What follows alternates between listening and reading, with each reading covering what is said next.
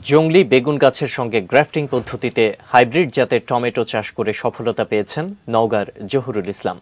কেবল শীতকালে নয়, এই টমেটো ফলবে গ্রীষ্মেও। সফলতা দেখে এই পদ্ধতিতে টমেটো চাষে আগ্রহী নওগাঁর অনেক কৃষক। প্রতিনিধি রাইহান আলমের তথ্য ও ছবিতে ডেস্ক রিপোর্ট। জঙ্গলে জন্ম নেয়া এই উদ্ভিদ পরিচিত কাটা বেগুন বা ঘুটি বেগুন গাছ নামে। এক প্রকার আগাছা হিসেবে পথের ধারে বেড়ে ওঠা গুল্ম। অনাদরে সেই গাছকে কাজে লাগিয়েছেন নওগাঁর রানীনগর উপজেলার কৃষক জহুরুল ইসলাম। ইউটিউব দেখে তার আগ্রহ বাড়ে। প্রথমে কাটা বেগুন বা ঘুটি বেগুনের বীজ সংগ্রহ করে চারা তৈরি করেন জহুরুল ইসলাম। 15 দিনের ব্যবধানে সেই চারা নিজের 13 কাঠা জমিতে রোপণ করেন। তারপর তাতে করেন গ্রাফটিং। 2 মাস পর থেকেই ফল আসে।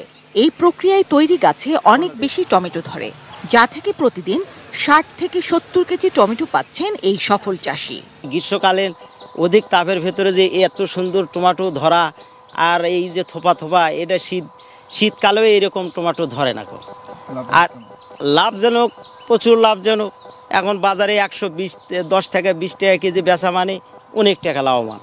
এই পদ্ধতি জেলায় নতুন, তাই আগ্রহ শেষ নেই কৃষকদের। আসলে আমরা অবাক হচ্ছি যে প্রথমবারে এত সাফল্য হয়েছে, এত টমেটো ধরছে। লাভই সংখ্যা বেশি।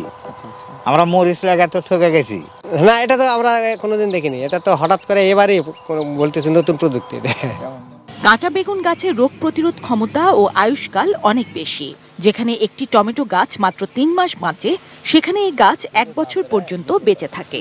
চাষি পরামর্শ ও সহযোগিতা দিচ্ছে কৃষি বিভাগ। টমেটো পরবর্তীতে উইল্টিংয়ে আক্রান্ত হয় না, এটি একটি খুব পজিটিভ দিক এবং তার কীটনাশকের খরচ কমে যায় এবং ফসলের আপনার স্থায়িত্ব বাড়ে। আর অনেকদিন ফসলটা টিকে এবং তার ফলন বাড়ে। 30,000 টাকা খরচে জহুরুল ইসলামের আয় হবে প্রায় 4.25 লাখ টাকা।